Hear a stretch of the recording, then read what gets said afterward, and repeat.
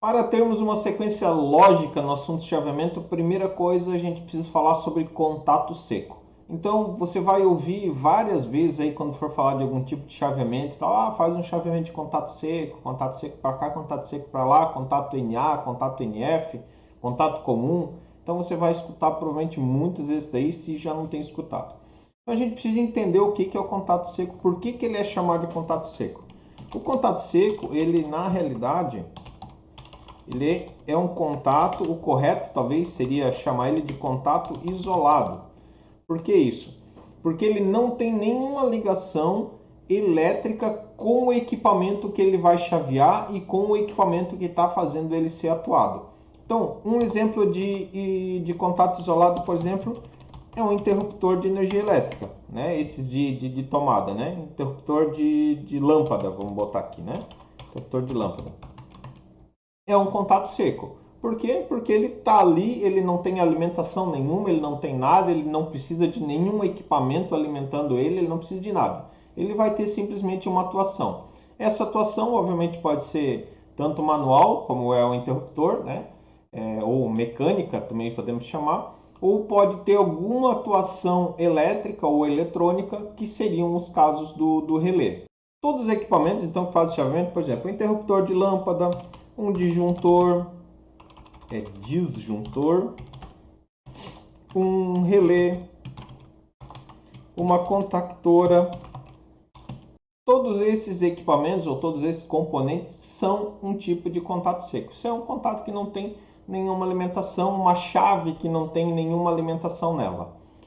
Por que a gente tem que se referir a esse tipo de contato? Porque existem chaveamentos que são chaveamentos por tensão, que não é esse caso aqui. Por exemplo, chaveamentos com tiristores, tríacs, transistores, que são outra área da eletrônica que a gente não vai precisar entrar. Nós vamos ficar exclusivamente na parte de contato seco, que é o que nos interessa.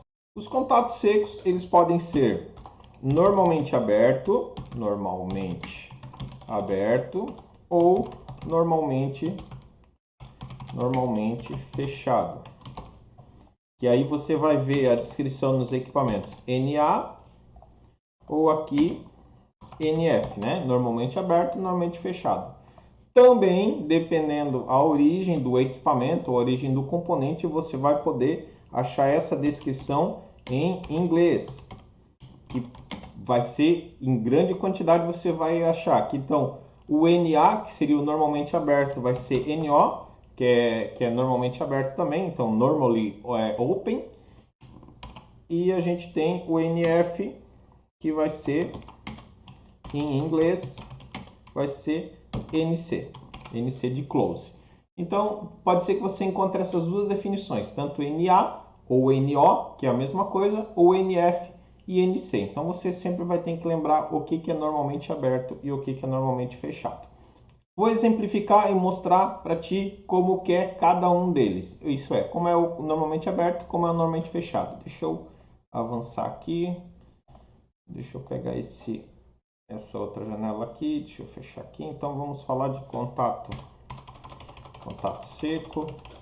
Eu aqui já vou começar só a falar em NA ou NF, tá? Então, inicialmente o NA, deixa eu pegar um desenho aqui para facilitar. Eu já deixei preparado.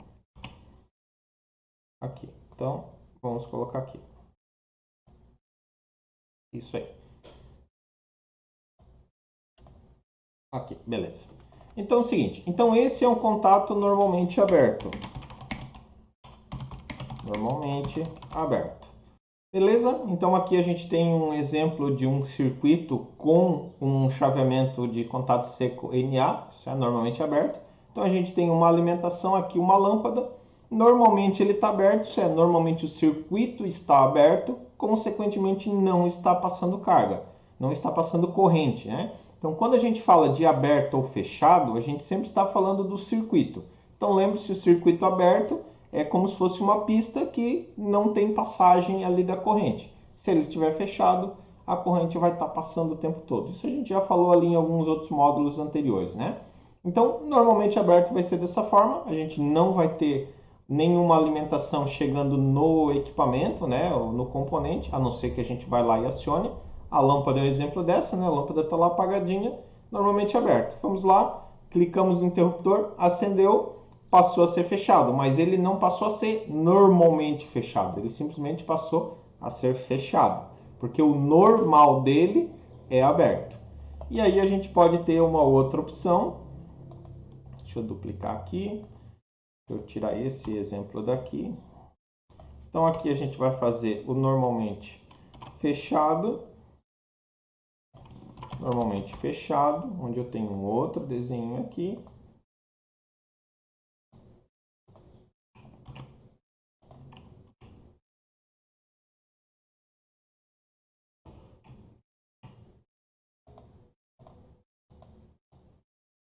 Então eu tenho um outro exemplo aqui no normalmente fechado. Em cima, deixa eu botar aqui.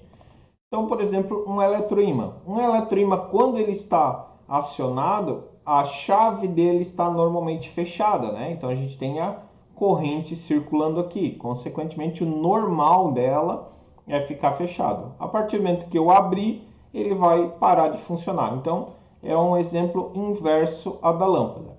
Então, normalmente aberto, o circuito normalmente vai estar aberto, ou isso é, vai inicialmente estar aberto, e normalmente fechado, o circuito vai estar fechado, vai ter circulação de cargas já desde o início.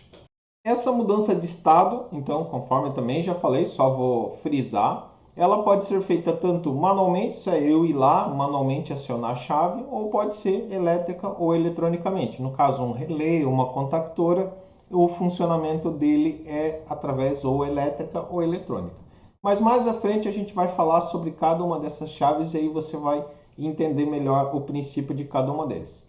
Então, normalmente aberto, normalmente fechado, é isso que você precisa entender. Agora nós vamos passar para um outro vídeo onde a gente vai falar sobre reed switch, que vai te dar uma base para a gente começar no outro vídeo daí falar sobre relé. Então, próximo vídeo a gente vai falar sobre reed switch.